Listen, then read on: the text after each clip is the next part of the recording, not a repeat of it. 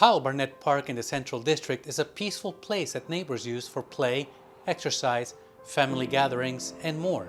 But that tranquility could come to an end.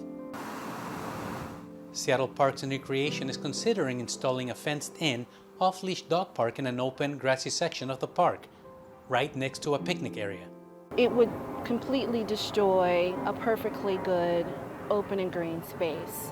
Seattle Park says demand for off-leash dog parks has grown exponentially, so it conducted a study to determine where to build a new one. Powell Barnett Park is one of the locations in the Central District that Seattle Parks has identified as one that meets the agency's siting criteria. It was named after an African American in the city of Seattle.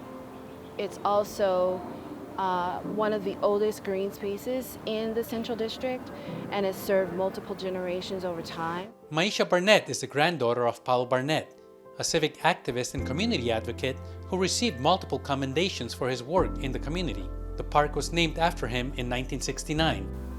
The park fell into disrepair over the years, but in 2006, Barnett raised funds to renovate the park, putting in new sod, benches, an exercise area.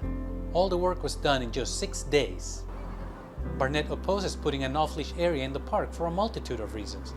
She cites safety, the environment, and the disruption that an off-leash area would bring. It would displace several activities. There are multiple events that happen here, including carnivals, children playing frisbee, football, soccer, family gatherings, church gatherings, school reunions. Besides, Barnett says, there is no need for an off-leash area because there's already a dog park just about a mile down the road, Blue Dog Pond. Some people who live near Powell Barnett, including former King County Council member Larry Gossett, opposed the plan. I think it's a terrible idea because it's one of the historic parks in the central area that a lot of African American families have gotten significant enjoyment from.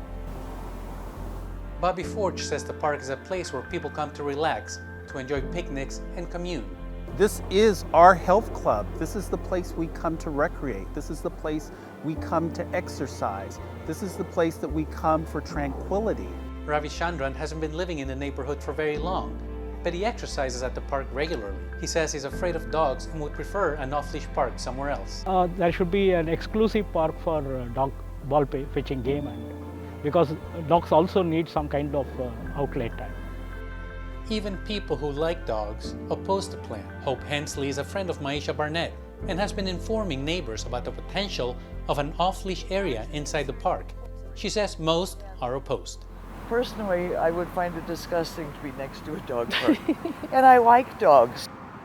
A dog owner who had his 2 dogs at the park did not want to appear on camera, but he said he would be in favor of having an off-leash area at Powell Barnett for his dogs to play. Seattle Parks is defending an off-leash area inside Powell Barnett Park. In an email, the agency said an off-leash area is needed in the Central District in order to reduce conflicts at parks between residents and off-leash dogs and better mitigate the impacts of dogs on our natural environments. The organization acknowledged that the picnic area presented a conflict due to health and hygiene, and if Powell Barnett is selected, they would work with the community to relocate the picnic space within the park. Community members who want to comment on the off-leash plans should visit the Seattle Parks website at seattle.gov/parks. The agency is also hosting listening sessions at the U District Farmers Market on July 29th and at the Columbia City Farmers Market on August 16th.